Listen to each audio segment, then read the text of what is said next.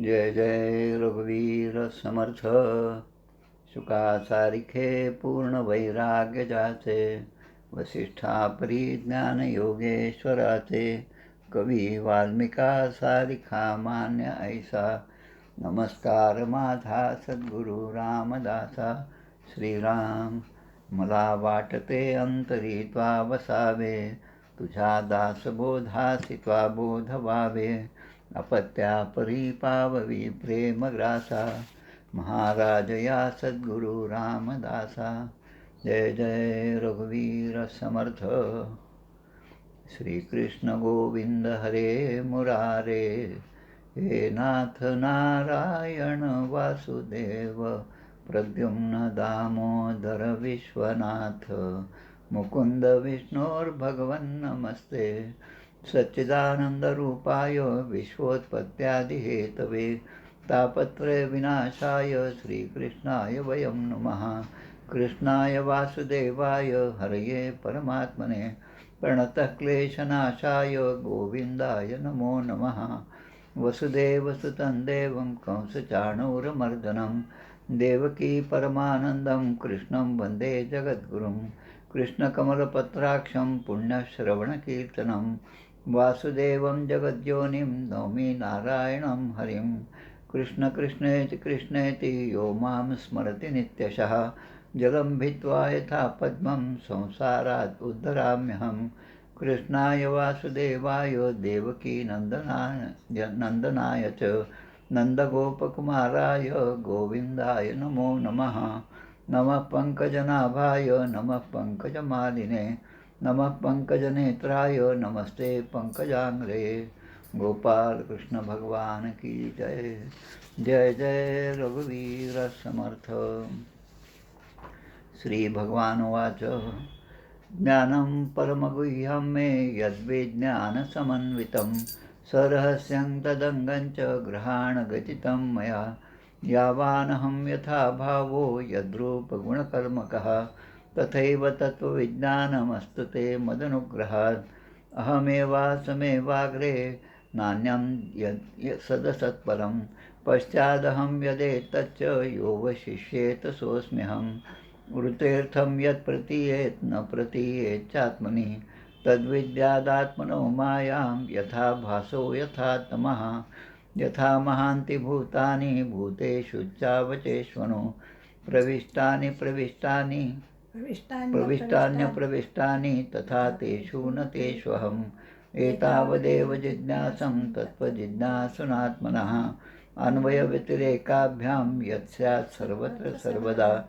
एतमन्तं समातिष्ठ परमेण समाधिना, भवान् कल्पविकल्पेषु न विमुह्यति करिचित्. गोपाल कृष्ण भगवान की जय. तृतीय स्कंद प्रथमोध्याय. उद्धव विदुर भेट होय. कृष्ण बालक्रीडा सांगता होय. उद्धव द्वितीयोध्यायी. तृतीय अन्य लीला चरित्र. विदुर मैत्रेय भेट चतुर्थ. मैत्रेय सांगे विदुराप्रत. सृष्टिक्रम पंचमोध्यायी. षष्ठी विराट शरीर उत्पत्ति. सप्तमी प्रश्न. अष्टमी ब्रह्मोत्पत्ति. नवमी विधि द्वारा हरिस्तुति. दशमी सृष्टि कथा दशविध. मन्वंतर काल विभाग वर्णन तो एकादश महान. द्वादश सृष्टि विस्तारण. वराह अवतार त्रयोदश. चतुर्दशी दिति गर्भधारण. पंचदशी जय विजय शापो वर्णन. षोडशी त्यांचे पतन. सप्तदशी जय हिरण्याक्षाचा. अष्टादशी हिरण्याक्ष वाराह युद्ध. एकोणविशी हिरण्याक्ष वध. विशी विधी सृष्टी नानाविध. एकविशी कर्दम तपश्चर्या. कर्दम देवहूती विवाह 22. कर्दम देवहूती विहार 23. श्री कपिल जन्म 24. पंचविशी भक्ती ज्ञान. 26 भिन्न तत्वोत्पत्ती. 27 प्रकृती पुरुष योगे मुक्ती. 28 अष्टांग योग कृती. 29 भक्ती मर्म. 30 अधोगती स्वार्थांताची. 31 गती मनुष्यांची. 32 धूम्र अर्चिर भक्तियोगाची. 33 मोक्ष देवहूतीचा. गोपाल कृष्ण भगवान की जय. आपण पाहिलं आत्तापर्यंत की जय विजयांचं वैकुंठातून पतन कसं झालं ते पाहिलं आपण. आणि त्यानंतर हिरण्यकश्यपू आणि हिरण्याक्ष यांचा जन्म आणि हिरण्याक्षाचा दिग्विजय असे भाग पाहिले. आज आणि उद्या आपल्याला हिरण्याक्षाबरोबर वाराह भगवंताचे युद्ध आणि हिरण्याक्ष वध असे 2 भाग पाहिजे, 2 अध्याय. स्कंद 3 अध्याय 18 हिरण्याक्षाबरोबर वराह भगवंताचे युद्ध. मागच्या अध्यायात आपण पाहिलं की महाबली असा हिरण्याक्ष जो आहे तो हातामध्ये गदा घेऊन, सोन्याचे पायामध्ये तोडे आहेत, हातात सुद्धा अलंकृत आहे आणि खूप शक्तिसंपन्न असल्यामुळे जसं जसं तो एक एक पाऊल टाकत आहे तशी तशी धरणी कंपायमान होत आहे. समुद्रसुद्धा अनेक मोठमोठ्या लाटा समुद्रामध्ये उत्पन्न होत आहेत. विभावरी ही जी नगरी आहे ती पाताळाचे किंवा जलचर प्राणी जे आहेत त्यांचे स्वामी असणारे, राजा असणारे वरुण राजांची नगरी, त्या नगरीमध्ये या हिरण्याक्षाचा प्रवेश झाला आणि त्या ठिकाणी राजाला पाहून याने राजाची आधी स्तुती केली हिरण्याक्षाने. म्हणजे दैत्य जरी असला तरी ज्यांच्याकडे गेलं त्यांच्याकडे काही काम असलं की आपण त्यांची स्तुती करावी हे त्या दैत्याला सुद्धा समजत होतं, जसं आपल्याला सगळ्यांना समजतं. तसा युद्ध मला भिक्षा द्या, मला युद्धाची भिक्षा द्या, मला तुमच्याकडून दुसरं तिसरं काही नको. तर मी आता वरुण राजा जे आहेत ते आता उत्तर देतात की आता बाबा मी वृद्ध झालेलो आहे, आतापर्यंतच्या तरुणावस्थेमध्ये मी अनेक पराक्रम केले, पण आता मात्र मला तुझ्याशी युद्ध करण्याची शक्ती माझ्यामध्ये नाही. पण तुझ्याशी युक्त शक्ती जी आहे युद्ध करण्याची ती फक्त माझ्या माहितीप्रमाणे पुराण पुरुष असा जो भगवंत आहे त्याच्याकडेच आहे. तू त्याच्याकडे जा आणि ते तुझी ही इच्छा पूर्ण करतील. मैत्रेय ऋषी महात्मा विदुरांना सांगत आहेत.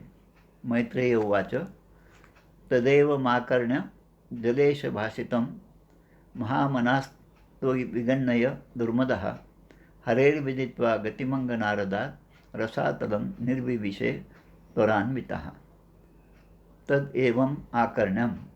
अशा प्रकारे हे सगळं ऐकून कोणी की काय ऐकलं तर जलेश भाषितम. जलेश म्हणजे जलाचा ईश, म्हणजे पाताळ आणि जलचर प्राण्यांचा ईश असणाऱ्या वरुण राजाचं सगळं बोलणं ऐकून त्या ठिकाणी असणारा जो हा हिरण्याक्ष दैत्य आहे त्याला खूप आनंद झाला. खरं म्हणजे त्याला काय सांगितलं होतं मागच्या अध्यायातल्या शेवटच्या ह्याच्यातच आहे की जलचर प्राणी यांचा विष असणारा हा वरुण राजा म्हणतो की तुम्ही फार मोठे शूर आहात, पण त्या भगवंताकडे गेल्यानंतर तुमचा सगळा ताठा जो आहे तो निघून जाईल आणि एखाद्या मृत शरीर पडल्यानंतर जसे कुत्रे त्यावर तुटून पडतात तसा कुत्र्याने तू घेरला जाशील आणि वीरशय्येवर निद्रा घेशील. ते तुझ्यासारख्या दुष्टांना मारण्यासाठीच अनेक प्रकारचे अवतार घेत असतात, अनेक रूपे धारण करत असतात, असं आपण मागच्या अध्यायातल्या शेवटच्या श्लोकात पाहिलं. पण आता हा जो विश्वविजयी वराह भगवान आहे त्याने आत्तापर्यंत काय केलं, पण तो कुठे आहे याचा शोध घ्यायचा होता. म्हणून या दैत्याने नारदांचा स्मरण केलं. आता नारद जे आहेत ते सगळीकडे देव असो दैत्य असो प्रत्येक ठिकाणी त्यांचं स्वागतच होतं आणि नारद ज्याने ज्याने स्मरण केलं त्यांच्याकडे जातात आणि सहजपणे त्यांचं जे काम असेल ते काम नारद करतात. आता त्यातून काय उत्पन्न होतो, काय ऐकायचं, काय बोध घ्यायचा ही गोष्ट समोरच्या माणसावर अवलंबून असते. तसं त्यांनी सांगितलं की यावेळेस ही जी पृथ्वी आहे ती रसातळाला गेलेली आहे, पाण्यामध्ये अगदी खोलवर गेलेली आहे. आणि असं ऐकल्याबरोबर त्या दैत्याने त्या पृथ्वीचा शोध घेण्यासाठी प्रयत्न केला. त्यासाठी तो हिंडत राहिला, हजारो वर्ष तो समुद्रामध्ये फिरत राहिला आणि मग त्याला असं दिसलं की त्या पाण्याच्या तळाशी आपल्या दोन्ही दातांच्या टोकावर पृथ्वीला धारण करणारा हा एक पशु त्या ठिकाणी आहे. दिसायला तर वराह दिसत आहे, तसं पाहिलं तर वराह हा पशु पाण्यामध्ये नसतोच कधी, हा जमिनीवर असणारा, जमिनीवर विचरण करणारा हा आहे पशु. पण या ठिकाणी पाण्यामध्ये काय करत आहे असं त्याच्या ठिकाणी विचार आला की अरे हा जंगली पशु आहे आणि इथे पाण्यात कुठून आला, असा तो विचार करू लागला. आणि तो त्या वराहांना, आता त्याला माहीत नाही की हे वराह अवतार आहे, यज्ञमूर्ती वराह अवतार आहे, भगवंताचा अवतार आहे. स्वतःच मूर्ख असल्यामुळे समोरच्या माणसाला त्याच्यामधली शक्ती किंवा त्याच्यामधलं देवत्व हे ओळखण्याची शक्ती त्याच्यामध्ये नाही. आणि म्हणून तो त्यांना म्हणतो, अरे मूर्खा इकडे ये. म्हणजे देवांना स्वतः मूर्ख म्हणत आहे. आता देवसुद्धा त्याचं बोलणं सगळं ऐकून घेत आहेत. शिशुपालाने 100 अपराध केले, 100 वेळा तो भगवंतांना बोलला, पण भगवंतांनी वचन दिल्याप्रमाणे ते सगळं जसं सहन केलं तसं या ठिकाणी वराह भगवंतांनी याचं सगळं बोलणं सहन केलं. कारण त्यांचा मूळ उद्देश जो होता ती पृथ्वीची त्या ठिकाणी उचलायची दातावर आणि त्या पाण्याच्या पृष्ठभागावर तिला योग्य ठिकाणी असं स्थिर करायचं. तर या ठिकाणी तो म्हणतो की ही जी पृथ्वी आहे तू जे घेऊन जात आहेस ती पृथ्वी आम्हाला ब्रह्मदेवाने दिलेली आहे. ब्रह्मदेवाने या हिरण्याक्षाला ही पृथ्वी त्याचं तप पाहून प्रसन्न होऊन ती पृथ्वी त्याला दिली की आता हिचा उपभोग तू घे. त्याप्रमाणे त्या पृथ्वीला घेऊन तो त्या पाण्याच्या पृष्ठभागावर आला आहे. कारण त्या ठिकाणी जसं जे काम आपल्याला करायचं असतं ते काम अगोदर करायचं आणि मग नंतर जे काय दुसऱ्याशी बोलायचं असेल ते बोलायचं. साधी गोष्ट आहे. आपणसुद्धा एखादं वाहनावर 2 व्हीलरवर जात असलो, कोणी आपल्याला भेटलं आणि जास्त बोलण्यासारखे विषय असले, बऱ्याच दिवसांनी भेट झाली की आपण काय करतो की आधी आपलं वाहन जे आहे ते सुरक्षित एका बाजूला उभं करतो आणि मग त्यांच्याशी जसं बोलतो तसं या ठिकाणी भगवंतानी त्यांना उचललेलं आहे त्या पृथ्वीला आणि ते स्थिर करण्यासाठी ते तिकडे चाललेले आहेत. पण तरी पण हा दैत्य जो आहे तो त्यांच्याशी खूप टाकून बोलत आहे, त्यांचा अपमानसुद्धा करत आहे. तो असं म्हणतो, त्वं न सपत्नैर्भवाय किमृतो यो मायया हन्त्य सुरान परोक्षजित त्वां योगमाया बलमल्पपौरुषम संस्थाप्य मूढ प्रमृज्ये सुहृच्छुच. म्हणजे तू मायेने लपून म्हणजे मायेचा आश्रय तू घेतोस आणि दैत्यांना जिंकतोस. नुसतं जिंकतोस असं नाही, पण दैत्यांना मारूनसुद्धा टाकतोस. आणि आमचे शत्रू म्हणजे देव यांनी कदाचित तुला एवढ्याच कामासाठी एवढं धष्टपुष्ट केलेलं आहे. म्हणजे एका अर्थाने हा देवांची म्हणजे त्या वराह भगवंताची स्तुतीसुद्धा करत आहेत आणि दुष्ट भावनेने त्यांच्याशी असा टाकून बोलतसुद्धा आहे. तो म्हणतो की योगमाया हेच तुझं बळ आहे. भगवंत कसे आहेत? ते निर्गुण निराकार आहेत. भगवंत स्वतः काहीच करू शकत नाही, पण जेव्हा ते योगमायेचा आश्रय घेतात म्हणजे लक्ष्मी आणि नारायण. नारायण स्वतः काही करू शकत नाही, पण लक्ष्मी जी माया आहे, आदिमाया जी आहे तिच्या साह्यानेच ते सगळं काम करू शकतात. म्हणून कर्तुम अकर्तुम अन्यथा कर्तुम असं त्यांचं सगळं वैशिष्ट्य आहे. मग ते म्हणतात की हे योगमायेचं बळ तुझ्याजवळ आहे म्हणून तर तू असा पराक्रम करत आहेस. पण तुझ्यापेक्षा आम्ही बरे म्हणे. आम्ही काही कोणत्याही योगमायेचा आश्रय घेत नाही. आम्ही स्वतः आमचं बल जे आहे ते आमच्यामध्येच आहे असं म्हणून स्वतःची प्रौढी तो दैत्य भगवंताच्या समोर मिरवत आहे. त्यामुळे आता मी तुला मारेन आणि आमच्या बंधूंचा बाकीच्या दैत्यांचा खरा म्हणजे मी त्यांचा जो शोक होता तो मी आता दूर करेन असं तो सांगतात. मग पुढे ते म्हणतात आता या दोघांमध्ये आता युद्ध. मग तो म्हणतो भगवंत म्हणतात की अरे नुसतं पाहतोस काय म्हणे, तू ज्या कामासाठी या ठिकाणी आलास माझ्याशी युद्ध करण्यासाठी तर माझ्याशी युद्ध कर, मग कशाला बोलत बसलास. हे पाहून या दोघांमध्ये गदायुद्ध सुरू झालं. आणि तो म्हणतो दैत्य म्हणतो की एका माझ्या गदेच्या प्रहाराने तुझं मस्तक फुटून जाईल असं देवांना म्हणत आहे, आदिदेवांना. आणि ते पाहून तुझे भक्त जे आहेत आत्तापर्यंत असणारे सगळे भक्त जे तुला शरण आलेले आहेत आणि ज्यांची सगळी बिस्त तुझ्यावर आहे, जे सर्व भावे मज भजले अशी ज्यांची स्थिती आहे त्या सगळ्या भक्तांना हे तुझं डोकं फुटलेलं आणि तुझं मस्तक गेलेलं आहे आणि तू मरून पडला आहेस हे पाहून ते सुद्धा उन्मळून पडतील. जसे एखाद्या मोठ्या झाडाचं मूळ जे आहे वादळामुळे वगैरे खूप वादळ आणि खूप पाऊस झाला तर मोठे वृक्षसुद्धा पडतात. आपण पाहतो एखाद्या वादळानंतर जेव्हा वृक्ष उन्मळून पडतात, रस्त्यावर रहदारी बंद होती, त्यावेळेस आपल्याला ती जी शक्ती वादळाची आहे तिचं सामर्थ्य कळतं. पण आत्तापर्यंत या झाडाने ज्या शक्तीने उभे होते ती शक्ती मात्र आता त्यांच्यातून गेली हे दिसतं. तसं हे सगळे तुझे जे भक्त आहेत त्यांच्या ठिकाणची जी तुझ्यावरची श्रद्धा आहे ती अगदी उन्मळून पडेल आणि ते स्वतःसुद्धा पडून जातील. अशा प्रकारचा माझा पराक्रम आहे, हे काही तुला माहीत नाही का असं ते म्हणतात. मग आता यांचं हे असं बोलणं सुरू आहे.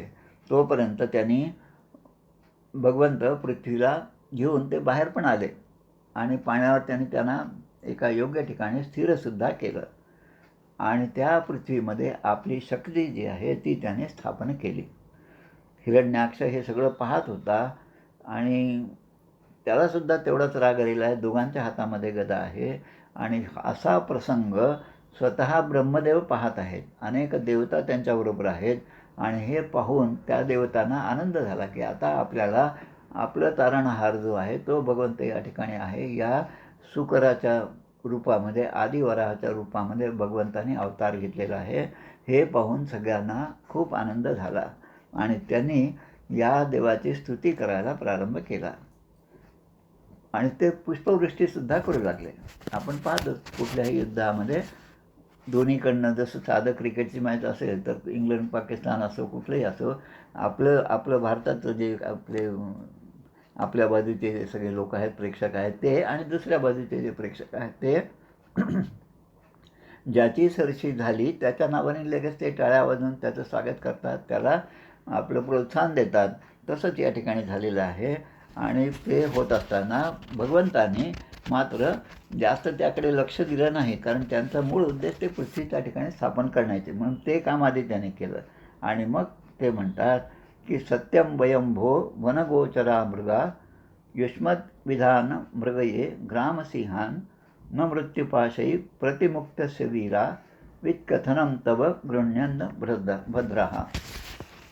याचा अर्थ काय की अरे तुझ्यासारखे कुत्र्यांना दुसऱ्या चांगल्या शब्दामध्ये म्हणायचं ग्रामसिंह, म्हणजे गावातले सिंह असण्यासारखे सगळे कुत्रे आपापल्या आपली गली में कुत्ता शेर म्हणतात ना, तसा तू या ठिकाणी आहेस. पण तुझा शोध घेण्यासाठी आम्ही कोण, तर आम्ही जंगली प्राणी आहोत आणि जंगली प्राणी असून आम्ही या पाण्यामध्ये तुझा शोध घेण्यासाठी आलो आहोत. आणि तू कसा आहेस, तर जो स्वतः मृत्यूपाशामध्ये अडकलेला आहे आणि स्वतः मृत्यूपाशात अडकलेला असूनसुद्धा स्वतःची आत्मस्तुती जो करतो त्याकडे त्याचा शत्रुपक्ष म्हणजे त्याच्यावर हल्ला करणारा जो पक्ष आहे तो तेवढं लक्ष देत नाही. म्हणजे लक्षात घ्या, आता हे कसं आहे की आता अफजल खान निघालेला आहे, वाईमध्ये येऊन राहिलेला आहे. शिवाजी महाराजांना ही सगळी कल्पना दिलेली आहे आणि त्यांच्या भेटीचा दिवससुद्धा ठरला आहे. आता महाराजांनी आपला वकील तिकडे अफजल खानाकडे पाठवला. कशासाठी, तर त्यांना सांगण्यासाठी की महाराज खूप घाबरलेले आहेत, ते काही तुम्हाला ठरलेल्या दिवशी भेटू शकणार नाही. पुन्हा दुसऱ्या दिवशी निरोप, महाराजांना ताप आलेला आहे, महाराज आता निजून आहेत, तुमची भेट होणं शक्य नाही. असं म्हणत काय केलं महाराजांनी, दोघांनी मी कावा जो म्हणतात तो जो त्यांच्याकडून शिकायचा, तो कशासाठी की शत्रू जो आहे अफजल खान आलेला तो स्वतःला खूप बलाढ्य समजत आहे. आता त्याच्या पुढे माझी शक्ती काहीच नाही हे दाखवण्यासाठी या सगळ्या युक्ती आहेत. त्याप्रमाणे या ठिकाणी केलेलं आहे की तुझ्यासारख्या मृत्यूपाशामध्ये अडकलेल्या जीवांच्या आत्मस्तुतीकडे वीरपुरुष लक्ष देत नाहीत. अफजल खानसुद्धा आपल्याच त्या सगळ्या हुशारीवर, ताकदीवर सगळं घमंड, गर्व त्याच्या ठिकाणी होता आणि तो त्याच पद्धतीने बोलत होता. आणि त्याचं भाषण ऐकून महाराजांच्याकडून गेलेले जे वकील जे आहेत तर ते स्वस्तपणे ते सगळं ऐकून घेत होते आणि त्यांना समजत होतं की महाराजांनी आपल्याला जे सांगितलं, ती जे महाराजांची चाल आहे त्याचा परिणाम योग्य तो शत्रुपक्षावर होत आहे. हे जसं आहे तसंच या ठिकाणी या हिरण्याक्षाच्याबद्दल झालेलं आहे की ते म्हणतात की खरं म्हणजे आम्ही जंगली प्राणी आहोत, पण तुझ्यासारख्या कुत्र्यांना शोधणारे आम्ही प्राणी आहोत. आणि त्यामुळे या रसातलामध्ये, पाण्यामध्ये अगदी खाली तळाशी गेलेली पृथ्वी जी आहे ती घेऊन जाण्यासाठी मी आलेलो आहे. आणि पण ही भूमी जी आहे ती चोरून आणली आहे. पण आता प्रसंग असा आला की आता शत्रू म्हणून तू आता आमच्या समोरच उभा आहेस. भगवंत म्हणतात की आता मला कुठल्याही प्रकारे पळून जाण्यासाठी इथे वाव नाही. त्यामुळे आता एकच आहे, वाघ म्हणा की वाघोबा म्हणा किंवा दादा म्हणा, काय म्हणा, तुम्हाला काही म्हणायचं असेल तर वाघ आपल्याला खाणारच आहे. अशी जशी परिस्थिती असते तसं भगवंत या ठिकाणी त्याला म्हणत आहेत. आणि त्याप्रमाणे ते म्हणतात आता इतका तू माझ्यासमोर आहेस त्यामुळे तुझ्याशी युद्ध करणं मला खरं परवडत नाही, तरी पण युद्धाशिवाय मला आता दुसरा पर्याय नाही. त्यामुळे आता तू युद्धाला सुरुवात कर, असं भगवंत त्यांना म्हणतात. आणि पुन्हा त्याला खुश करण्यासाठी म्हणतात, त्वं पद्रथानां किल यूथपाधिपो घटस्वनोस्त्वस्य आश्वनूह. तू पायदळ वीरांचा सेनापती आहेस. पायदळ कितीतरी मोठं सैन्य तुझ्याजवळ आहे. तेव्हा आता निशंकपणे कोणताही विचार न करता तात्काळ आम्हाला मारून तुझे जे बंधू आहेत, जे दैत्य आहेत, त्यांचे अश्रू पुसण्याचं काम तू कर. कारण इथे येताना तू तसा प्रतिज्ञा केलेली आहेस की मी तुमच्या सगळ्यांचा तारणहार आहे आणि या पृथ्वीला मी शोधून परत आणतो. आणि नारदाने त्यावेळेस हेच काम केलं. त्याला फक्त सांगितलं की पृथ्वी त्या पाण्याच्या तळाशी आहे, तू तिथे गेलास तर तुला पृथ्वीचा शोध लागेल आणि ब्रह्मदेवाने दिलेली पृथ्वी पुन्हा तुझ्याकडेच येईल आणि तू त्याचा उपभोग घेत जाशील.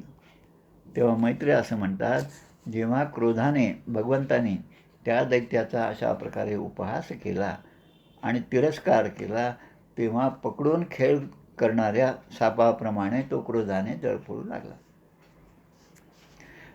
आमचेच एक मामा होते, आता नाही येते, त्यांना ती सवय होती साप पकडायचा. पळून जाणारा साप जरी असेल तरी त्याचं शेपूट पकडून त्याला ओढायचं आणि ओढून त्याच्याशी खेळायचं आणि मग त्या सापाला मारायचं. असे ते एक खेळ ते करायचे. खेळ म्हणजे काय, त्या ठिकाणी आम्ही लहान असल्यामुळे आम्हाला त्यामध्ये आनंद मिळायचा. पण ही जशी लहान मुलांची सवय असते तसा हा दैत्य या ठिकाणी करत आहे. आणि म्हणून ते म्हणतात की भगवांस्तु गदा वेगम विसृष्टम रिपुणो रसी अवंचयत तिरश्चीनो योगारूढ इवांतकम. ज्याप्रमाणे योगी पुरुष, सिद्ध पुरुष मृत्यूच्या आक्रमणापासून स्वतःचा बचाव करतात, हे जसं आहे तसं या ठिकाणी भगवंताने आपल्या छातीवर केलेला प्रहार जो आहे, गदेचा प्रहार जो आहे, जी त्या हिरण्याक्षाने गदा मारली होती, त्या गदेचा प्रहार सहजपणे चुकवला आणि स्वतःला वाचवलं.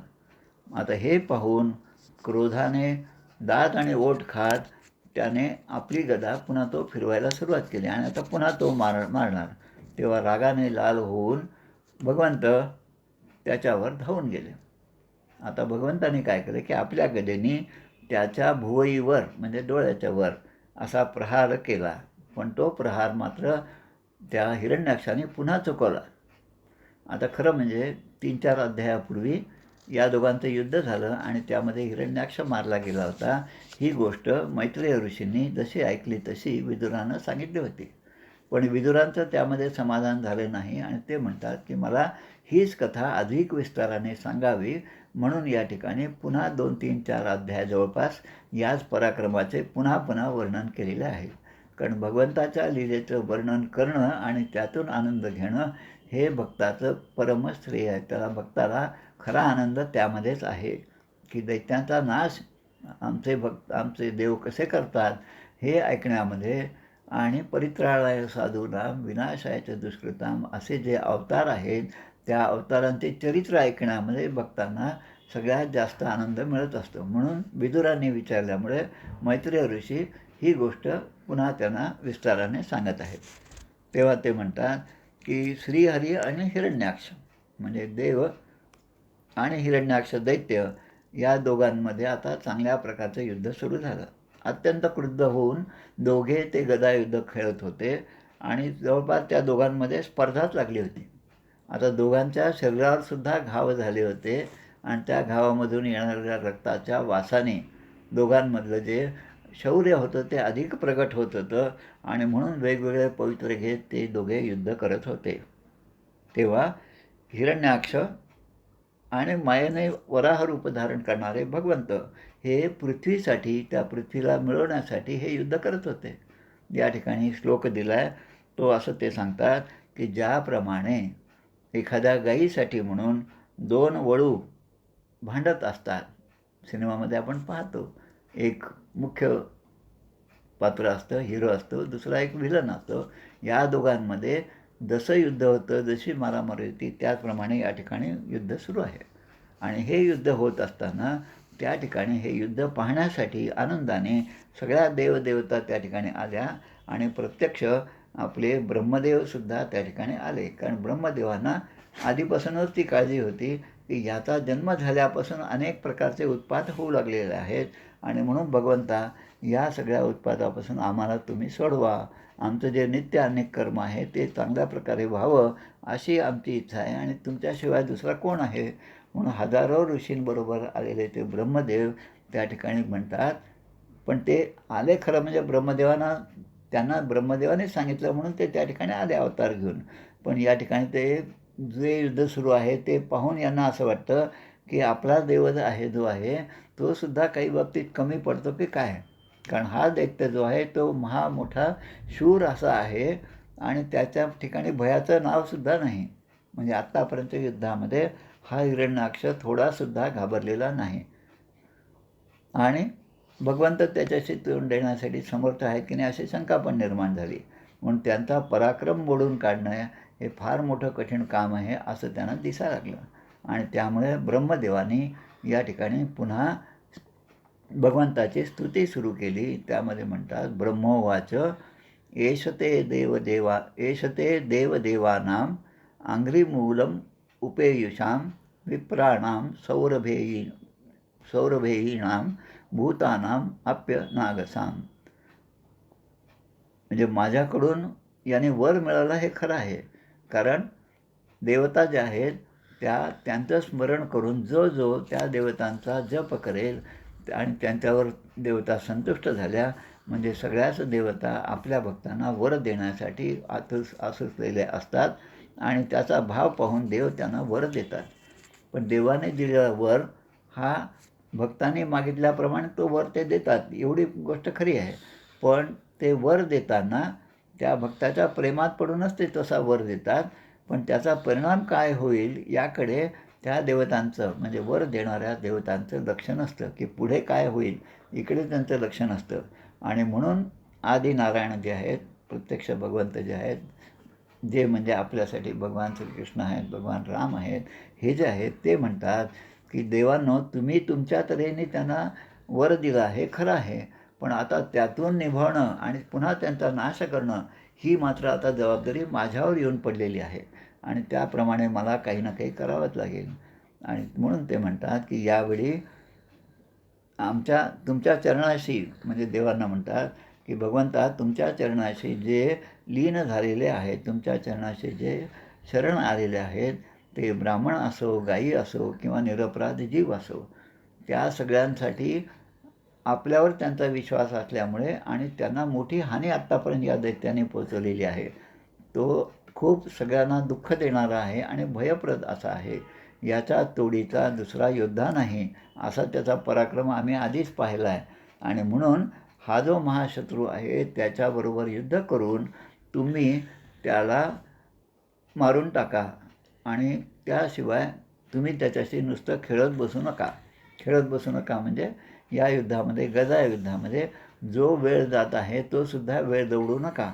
कारण हे जे राक्षस आहेत ते मायावी असतात आणि त्याच्या मायेच्या प्रभावाने ते अधिक शक्तिशाली होतात आणि म्हणून त्यांनी मायेचा वापर करून शक्तिशाली होण्याच्या अगोदरच तुम्ही त्यांना मारून टाका. कारण हे दुष्ट, मायावी आणि घमंडखोर असे आहेत आणि त्यांच्यावर अंकुश नाही, निरंकुश आहेत. म्हणजे कोणाचं काही त्यांना धाक नाही. एखादं लहान मूल जे आहे ते ज्याप्रमाणे सापाशी खेळतं, आजकालच्या त्या व्हॉट्सॲपमध्ये अनेक काही अशा गोष्टी येत असतात पहा. एक लहान मूल आहे आणि ते रांगतं मुलं आहे, त्याला काही समजत नाही, आई तिथे नाही, वडील कोणी नाही, एकटंच मूल आहे आणि त्या घरामध्ये त्या खोलीमध्ये छोटं सापाचं पिल्लू त्याला दिसतं. आता हे मूल जसं रांगत आहे त्याला असं वाटतं की आपल्यासारखंच आहे आणि ते छोटंसं मूल त्या सापाच्या पिल्लाशी खेळतं कारण त्याला त्याची भीती नाही आणि त्याला धरतं आणि ते स्पर्श झाल्याबरोबर ते सापाचं पिल्लू अजून पुढे पळायला लागतं. तसं हे पुन्हा रांगत जाऊन त्याला जसं पकडतं अज्ञानामुळे. कारण त्याची शक्ती जी आहे, त्याचा दाह जो आहे, त्याचं जे चावणं आहे त्याचा अनुभव याला नाही. तसं हा दैत्य जो आहे तो तुमच्याशी खेळत आहे पण तुमची शक्ती काय आहे हे त्याला माहीत नाही. म्हणून जोपर्यंत हा दैत्य जो आहे आपल्या मायेचा वापर करून जास्त शक्तिशाली होणार नाही तो त्याच्या अगोदरच तुम्ही स्वतःच्या मायेचा स्वीकार करून या पाप्याला मारून टाका असं ब्रह्मदेव म्हणत आहेत. सगळ्या हजारो ऋषींच्या वतीने ब्रह्मदेव हे त्या ठिकाणी प्रार्थना करत आहेत. आता दुसरं, हे सगळे ब्रह्मदेव आणि इतर देवता हे पण सांगतात आता, आम्ही असं का आग्रह करत आहोत, कारण एषा घोरतमा संध्या लोकच्छंबट करी प्रभो उपसर्पती सर्वात्मन सुराणाम जयमावह. अधुनैषो अभिजिन्नाम योगो मुहूर्तिको यगात शिवाय नस्त्वं सुहृदम आशु निस्तर दुस्तरम. 2 श्लोक या ठिकाणी दिलेले आहेत. ते म्हणतात, कारण लोकांचा संहार करणारी ही संध्याकाळची भयंकर वेळ आलेली आहे. संध्याकाळची वेळ जी आहे ती त्या दृष्टीने भयंकर असते, कारण कुठल्याही प्रकारचं म्हणजे अरिष्ट आपल्यावर येऊ शकतं अशी ती वेळ आहे. आणि म्हणून संध्याकाळ सकाळ ही जी संध्येचा काळ असतो, दिवस आणि रात्राची सुरुवात जी सकाळी असते किंवा दिवस आणि रात्र संध्याकाळी जी असते त्याच्या मध्यावर असणारी वेळ जी आहे, त्यावेळेस माणसाने भगवंताजवळ, भगवंताच्या ध्यानात, भगवंताच्या जपामध्ये करुणाष्टक असतील, आपलं रामरक्षा स्तोत्र असेल किंवा देवाचं कुठलंही स्तोत्र असो किंवा देवासमोर बसून डोळे मिटून प्रार्थना करण्याची ती वेळ आहे. आणि ते सोडून आपण जीव, आपण माणसं जर विलासामध्येच उपभोग घेत राहिलो तर या दितीच्या उदाहरणावरून आपल्या लक्षात येतं कसे दैत्यपुत्र हे जन्माला येतात ते. म्हणून अशा वेळेस भगवंताचं सान्निध्य असणं, भगवंताचं स्मरण असणं हेच फार महत्त्वाचं आहे. म्हणून ही लोकांचा संहार करणारी ही संध्याकाळ आहे. अशी भयंकर वेळ आता लवकरच येणार आहे ते सांगतात. म्हणजे देवांनासुद्धा आता हे सजेशन द्यायला लागले की ती वेळ आता लवकरच येणार आहे, म्हणून त्या अगोदरच तुम्ही याला मारून टाका. कारण काय, अधुनैषो अभिजिन नाम, अधुना म्हणजे आता, अभिजिन नाम म्हणजे अभिजित नावाचं आता योग येत आहे, मंगल मुहूर्त आहे, अभिजित मुहूर्त. आपण पाहतो गोरज मुहूर्त, अभिजित मुहूर्त. अभिजित मुहूर्त कशाला म्हणतात की सूर्योदयापासून सूर्यास्तापर्यंत आपल्या पंचांगामध्ये या दोन्ही वेळा दिलेल्या असतात, सूर्योदय आणि सूर्यास्त. तर त्या सूर्यास्तामधून सूर्योदयाची वेळ मायनस केली की जे येतं त्याला दिनमान असं म्हणतात. दी या नावाने एक वेगळा कॉलम पंचांगामध्ये असतो, दिनमान. तर हे दिनमान जे आहे आता सध्या आजचं दिनमान जे आहे ते 12 तास आणि 23 मिनिटाचं आहे. तर या प्रत्येक दिवसाच्या दिनमानाला त्याचे 15 भाग केले तर पहिले 7 आणि शेवटचे 7 14 आणि मधला जो भाग आहे त्याला अभिजित मुहूर्त असं म्हणतात. साधारणपणे दुपारी 12 वाजता सूर्य तळपता असताना 2 घटिका म्हणजे 48 मिनटं, म्हणजे 24 मिनटं अगोदर आणि 24 मिनटं नंतर, म्हणजे 12 वाजायला 24 मिनटं कमी असताना आणि 12 वाजून 24 मिनटं हा काळ जो आहे तो अभिजित मुहूर्त आहे. म्हणून आता अभिजित मुहूर्त आलेला आहे आणि अभिजित मुहूर्तामध्ये दोन्ही गोष्टी आहेत. सत्प्रवृत्त होऊन चांगलं काम करण्यासाठी चांगला मुहूर्त आहे आणि परित्राणाय साधूनाम हे ध्येय घेऊन शत्रूंचा नाश करण्यासाठी हाच अभिजित मुहूर्त चांगला आहे. आणि म्हणून तुम्ही आमचे सुहृद आहात, आमचं तुमच्यावर जास्त प्रेम आहे, आम्ही तुमचे भक्त आहोत, आम्ही आमच्या मनातील सगळे विचार तुमच्यासमोर मांडत असतो, कारण तुमच्याशिवाय आम्हाला नान्यम जाने नैव जाने न जाने अशा प्रकारचं आपण आहात, अशी आमची श्रद्धा आहे. आणि त्यामुळे या दैत्याला तुम्ही मारून टाका. आणि म्हणून याचा मृत्यू हा जो आहे तो आपल्या हातूनच होणार आहे हे सुद्धा निश्चित आहे. आणि म्हणून आमचं मोठं भाग्य आहे की तुमच्यासारखा काळरूप असणाऱ्या भगवंताकडे हा दैत्य स्वतःहून चालत आलेला आहे. म्हणजे पहा की स्वतःचा मृत्यू आहे असं समजून जेव्हा माणूस त्यापासून दूर जायचा प्रयत्न करतो आणि जसा जसा तो दूर जातो तसा मृत्यूचा काळ जेव्हा जवळ येतो तेव्हा तो पुन्हा त्या मृत्यूच्या पाशाकडेच ओढल्या जातो. पण त्या जीवाला असं वाटतं की आम्ही मृत्यूपासून भिवून दूर दूर पळून जात आहोत. पण ज्या ठिकाणी आपण जातो त्या ठिकाणी आपला मृत्यू आपलीच वाट पाहत असतो. अशी अनेक उदाहरणं असतात. कल्याण मासिकामध्ये अनेक छोट्या छोट्या गोष्टी प्रत्यक्ष घडलेल्या अशा गोष्टी दिलेल्या असतात. तर त्याप्रमाणे आता तुम्ही दुसरा तिसरा विचार करू नका. काळरूप तुम्हीच आहात, काळ म्हणजेच तुम्ही आहात. त्यामुळे घरामध्ये पूजा करत असताना जे घड्याळ असतं ना त्यालासुद्धा मी आरती ओवाळतो, कारण हे घड्याळसुद्धा कालरूपच आहे. ते सुद्धा आपल्याला त्या काळाचं स्मरण करून देतात. मरणाचे स्मरण असावे, हरिभक्तीचं सादर व्हावे, म्हणून त्या घड्याळालासुद्धा नमस्कार करणे हे सुद्धा भक्ताचंच लक्षण आहे. म्हणून आता युद्धात बलपूर्वक तुम्ही याला मारून टाका आणि हा मेला म्हणजे आम्हाला खऱ्या अर्थाने समाधान होईल. अशा प्रकारचं वक्तव्य या ठिकाणी ब्रह्मदेवाने आणि त्या ऋषींच्या तर्फे ब्रह्मदेवाने भगवंताच्या समोर केलेलं आहे. या ठिकाणी हा जो अध्याय आहे 18वा अध्याय, हा 18वा अध्याय या ठिकाणी पूर्ण होत आहे. आता जो पुढचा अध्याय 19वा अध्याय, त्यामध्ये प्रत्यक्ष हिरण्याक्षाचा वध भगवंतानी कसा केला हा आपला उद्याचा अध्याय आहे.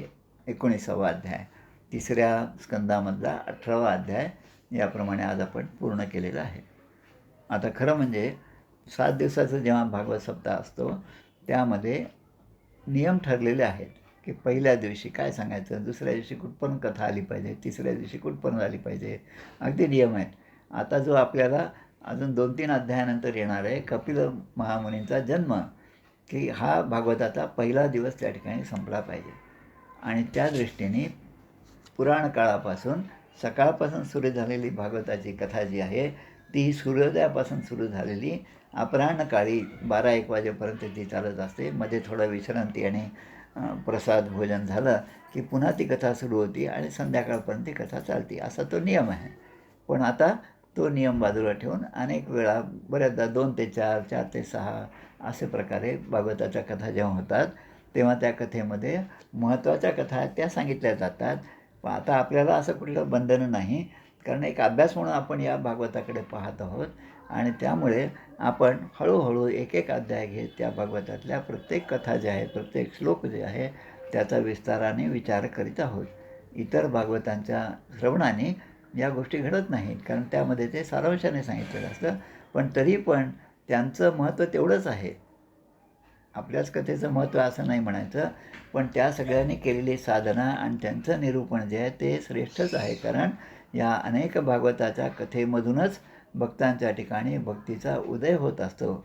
नारदांनी जो काय म्हणतात त्याला एक गॅरंटी घेतली होती सगळ्यांसाठी की या पृथ्वीवर या भक्तीला, कारण भक्ती ही नारदांची आणि भक्तीची भेट झालेला जो प्रसंग आहे तो सुद्धा आपण अगोदरच पाहिलेला आहे. आणि त्यांनी आश्वासन दिलं त्या भक्तीला की तुझे 2 पुत्र जे आहेत ते चांगल्या प्रकारे पुन्हा तरुण होतील आणि तुझी स्थापना मी घरोघरी प्रत्येकाच्या हृदयात करेन, असं जे आहे. त्यामुळे या भागवत कथेला अनन्यसाधारण असं महत्त्व आहे. तर उद्याच्या अध्यायामध्ये आपण हिरण्याक्षवधाचा जो प्रसंग आहे तो आपण प्रसंग पाहणार आहोत. या ठिकाणी हा 18वा अध्याय समाप्त होत आहे. तर आपण आरती म्हणूया. 1 मिनिट.